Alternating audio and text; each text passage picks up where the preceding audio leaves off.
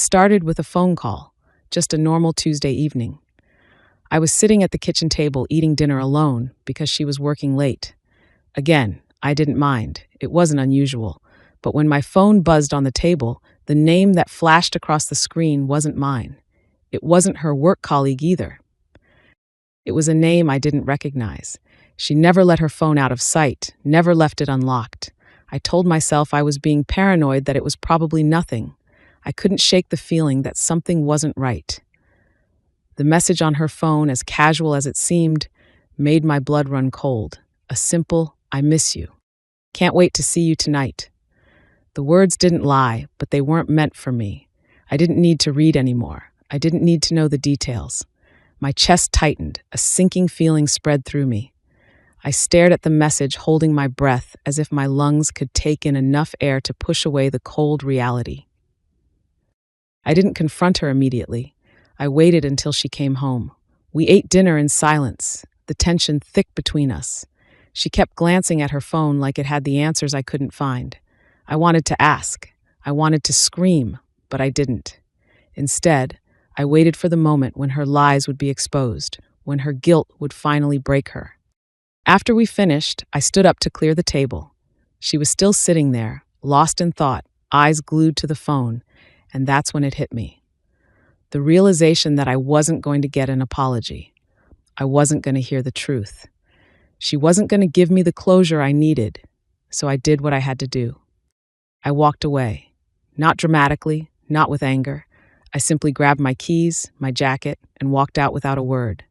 For the first time in months, I felt the weight of my own decision. I wasn't going to let her drag me into a life built on lies.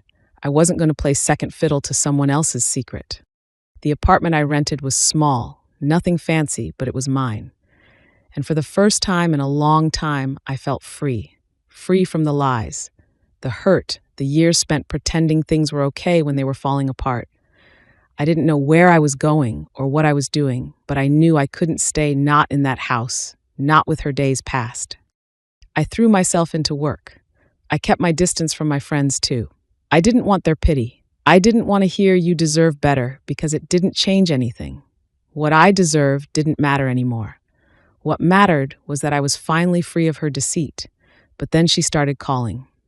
At first, I ignored it. I didn't want to hear her excuses, but when the calls turned into texts, and the texts turned into desperate messages I gave in, I couldn't completely shut her out. "We need to talk. Please just let me explain.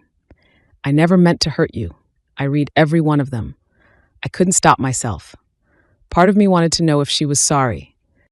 Part of me wanted to hear her regret, to hear the apology. I hadn't received that night, but I didn't respond, not at first.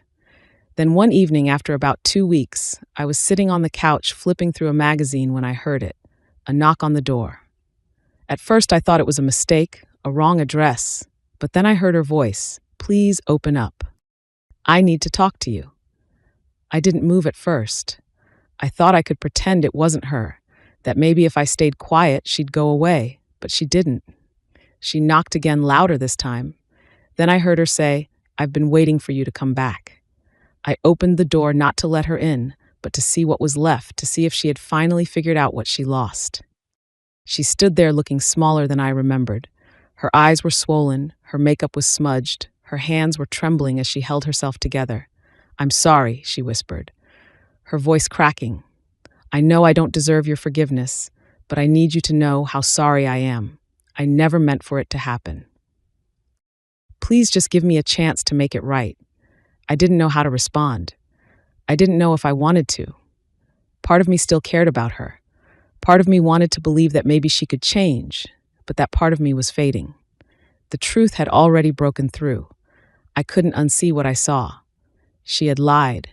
She had chosen someone else, and that was something I couldn't erase. She stepped forward, trying to close the distance between us. Her tears were real, but they didn't change what had happened. I could see the hurt in her eyes, but I could also see the selfishness. She didn't miss me. She missed the life I gave her. She missed the safety of knowing I'd always be there. She didn't love me enough to keep me. She just didn't want to lose me. I looked at her for a long time, trying to feel the love I once had for her, but all I felt was emptiness. I don't know if I can forgive you, I said, finally my voice steady but cold. You don't get to come back just because you're sorry. Now you didn't fight for me. Then she didn't argue. She didn't try to convince me otherwise. She just stood there, her shoulders slumping. I think it's too late, I whispered, and with that, I closed the door for good. You don't get closure from the person who hurt you. You get it from walking away and knowing that sometimes it's not about them realizing what they've lost. It's about you finally realizing you don't need them to be whole.